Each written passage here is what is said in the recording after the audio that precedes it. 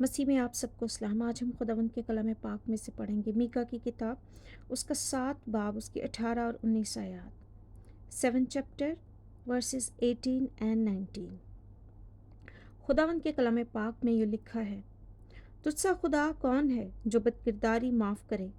اور اپنی میراث کے بقیہ کی خطاؤں سے درگزر کرے۔ وہ اپنا قہر ہمیشہ تک نہیں رکھ چھوڑتا، کیونکہ وہ شفقت کرنا پسند کرتا ہے۔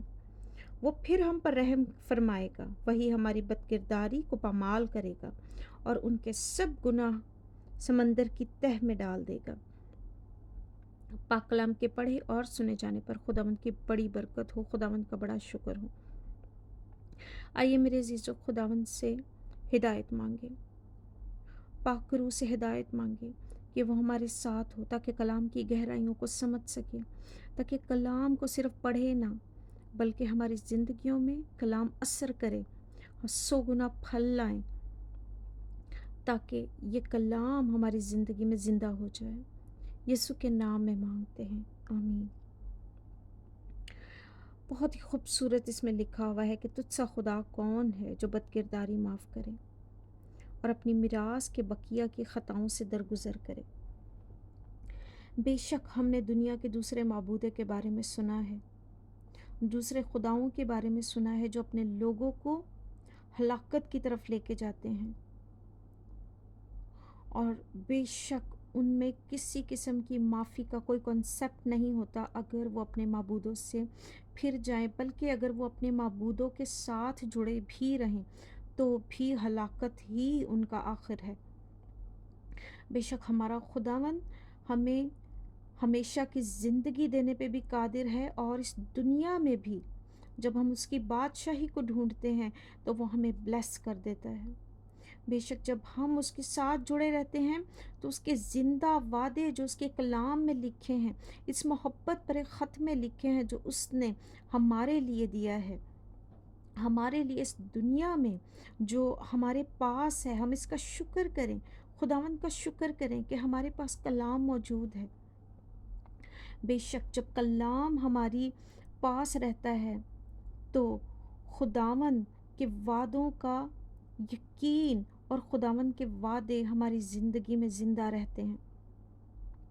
خداوند کے بہت ہی خوبصورت وعدے ہیں کہ خداوند ہمیں معاف فرماتا ہے، خداوند ہمیں ہماری بدکرداری سے معاف کرتا ہے جب ہم اپنے خدا کو جان لیتے ہیں۔ لیکن یہ تب تک نہیں ہو سکتا جب ہم اپنے خداوند کو جان نہ لیں۔ جب ہم کلام کو پڑھتے ہیں تو ہماری بھوک بڑھتی ہے اور ہم پڑھتے چلے جاتے ہیں، آہستہ آہستہ ہم خداوند کو جاننا شروع ہو جاتے ہیں، اور جب ہم اپنے خداوند کو جان لیتے ہیں کہ ہمارا خداوند پاک ہے اور وہ معاف کرنے والا خداوند ہے، وہ شفقت میں غنی ہے، وہ قہر میں دھیما خداوند ہے، تو ہمیں پتہ چل جاتا ہے کہ ہمارا خداوند کتنا رحیم ہے اور ہم پہ کتنا رحم کرتا ہے۔ بے شک وہ آسمانوں سے زمین پہ اتر آیا اور یسوع نے ہمارے لیے جان دی، اس کے لہو بہانے سے، اس کے کوڑے کھانے سے ہم نے معافی پائی، ہم نے شفا پائی۔ آج ہم پہ گناہ کا بوجھ نہیں اگر ہم اپنے خداوند کے ساتھ جڑے ہیں، اگر ہم یسوع کی اس قربانی کو یاد کرتے ہیں، یسوع کو اپنا نجات دہندہ مان لیتے ہیں، تو ہمارے گناہ آج معاف کیے جاتے ہیں، بشرط کہ ہم توبہ کر کے خداوند کے ساتھ جڑ جائیں، اس کلام میں لکھے ہوئے ساری چیزیں جو خداوند کی طرف سے ہیں وہ کریں، نہ کہ اپنے آپ کو فریب دیں کہ فضل میں ہیں اور خداوند نے ہمیں معاف کر دیا۔ بے شک اس نے ہمیں ان سارے گناہوں سے معافی دی جو ہم نے نہ جانتے ہوئے کیے، ایون جانتے ہوئے بھی کیے۔ بے شک جب ہم نے اس سے معافی مانگ لی تو اس نے سارے گناہوں کو رحیم ہو کے پورب اور پچھم کی طرح پھینک دیا، ہم سے بہت دور پھینک دیا۔ لیکن جب ہم اس کی پیروی کرتے ہیں، اس کے پیچھے چلتے ہیں، اس کے کلام کے مطابق زندگی گزارتے ہیں، تو پھر ہم گناہ میں دوبارہ نہیں جاتے۔ وہ ہمیں فضل دیتا ہے کہ ہم گناہ سے دور رہ سکیں، ہم اس کے اندر بنے رہیں، ہم اس کے کلام میں چلتے رہیں، پھر وہ ہمارے آگے آگے چلتا ہے اور ہمیں اٹھائے لیے پھرتا ہے۔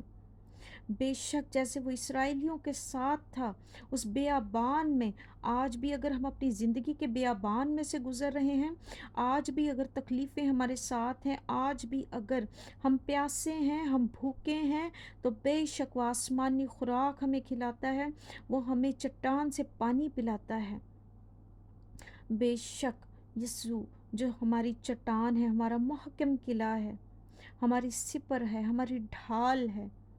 بے شک وہ ہماری ڈھال بن کے ہمارے سامنے کھڑا ہو جاتا ہے۔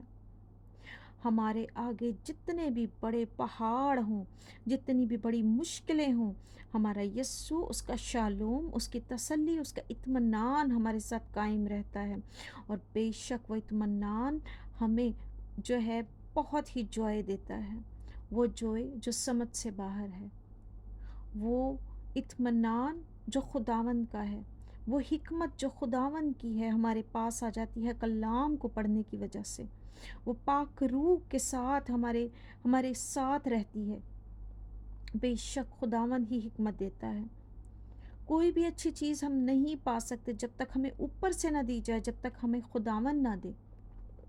سو بے شک ہمیں خداوند جو ہے وہ عطا کرتا ہے، حکمت کا روح دیتا ہے۔ جب ہمارے پاس پاک روح آ جاتا ہے تو ہمارے پاس خداوند کی حکمت آ جاتی ہے۔ خداوند ہمیں ہمارے سارے گناہوں سے آزاد کرتے ہیں، خداوند ہماری ساری خطاؤں کو درگزر کر دیتے ہیں، اور وہ اپنا قہر ہمیشہ کے لیے ہم پر نہیں چھوڑتے، کیونکہ وہ جانتے ہیں کہ اگر ہم سے گناہ ہوا ہے، میرے بیٹے یا میری بیٹی نے معافی مانگی ہے، تو بے شک وہ معاف کرنے کی قدرت رکھتے ہیں اور وہ گناہوں کو معاف کرتے ہیں۔ بے شک یسوع جو ہمارا سردار کاہن ہے، وہ اپنا خون لے کے خداوند پاک یہوہ کے پاس گیا ہے تاکہ ہمارے گناہوں سے ہمیں رہائی مل جائے۔ اور ہمارا خداوند شفقت کرنا پسند کرتا ہے، بے شک ہمارا خداوند شفقت میں غنی ہے، وہ قہر کرنا نہیں چاہتا، وہ اگر کرتا بھی ہے تو اس کا قہر دم بھر کا ہے، لیکن اس کی شفقت ابدی ہے۔ وہ پھر ہم پر رحم فرمائے گا، لکھا ہے، وہی ہماری بدکرداری کو پامال کرے گا اور ان کے سب گناہ زمین کی تہہ میں ڈال دے گا۔ بے شک آج وہ ہمارے سارے گناہوں کو زمین کی تہہ میں ڈال دیتا ہے، وہ پورب اور پچھم کی طرح ان کو دور کر دیتا ہے، ہم سے دور پھینک دیتا ہے۔ ہم مبارک ہیں، ہمارے گناہ حساب میں نہیں لائے گئے، کیونکہ یسوع نے ہمارے سارے گناہ اٹھا لیے۔ صرف ہم اپنے منہ سے اقرار کریں کہ خداوند یسوع ہمارا نجات دہندہ ہے، اور جب ہم نئے سرے سے پیدا ہوتے ہیں اس معافی کے بعد، توبہ کے بعد، بپتسمے کے بعد، تو پھر ہمیں روح کا بپتسمہ ملتا ہے، پاک روح ہماری زندگی میں آتا ہے اور ٹھہر جاتا ہے، اور ہماری زندگی میں سارے روح کے پھل آ کے ٹھہر جاتے ہیں، اس کا اطمینان، اس کی تسلی، اس کا شالوم، اور وہ نفس پہ قابو ہمیں عطا کرتا ہے تاکہ ہم گناہوں کی زندگی سے دور رہ سکیں۔ اسی کا فضل ہمارے پاس آ جاتا ہے اور ہم گناہوں سے بچ جاتے ہیں، دور ہو جاتے ہیں، کیونکہ ہمارا گناہ کرنے کو پھر دل ہی نہیں کرتا، کیونکہ جب ہم کلام کو پڑھتے جاتے ہیں، خداوند کے وعدوں کو پڑھتے جاتے ہیں، کلام کی گہری باتوں کو پڑھتے جاتے ہیں، تو ہمیں پتہ چلتا ہے کہ خداوند کتنا پاک ہے، اور ہمیں بھی خداوند کے لیے پاک رہنا ہے، کیونکہ ہم اس پاک ہستی کے لیے بلائے گئے ہیں۔ اور پھر ہم کانپتے ہیں، ہم ڈرتے ہیں اپنے خداوند سے، کیونکہ اس کا خوف علم کا شروع ہے، اور یہ خوف بڑا ریورنٹ خوف ہوتا ہے، یہ خوف بڑا خوبصورت خوف ہوتا ہے، کیونکہ یہ محبت بھرا خوف ہوتا ہے۔ یہ اس لیے نہیں ہوتا کہ ہم اپنے خداوند سے جو ہے اس طرح کا ڈر رکھتے ہیں کہ وہ ہمیں مار ڈالے گا یا ہم پہ جو ہے کوئی قہر ٹوٹ پڑے گا، لیکن یہ محبت آ جاتی ہے۔ پھر ہم شروعات تو خوف سے کرتے ہیں، لیکن محبت آ کے گھیر لیتی ہے، اور پھر ہماری بھوک اور پیاس جب جاگتی ہے تو ہم اس محبت میں کلام کو پڑھتے ہیں اور خداوند کے پیچھے چلتے جاتے ہیں، اور ہم میں اور زیادہ خداوند کی بھوک اور پیاس پیدا ہوتی جاتی ہے کہ ہم اپنے خداوند کے پیچھے اور چلتے جائیں، خداوند کی راہوں کے پیچھے اور چلتے جائیں، اور خداوند کے روح کو رنجیدہ نہ کریں،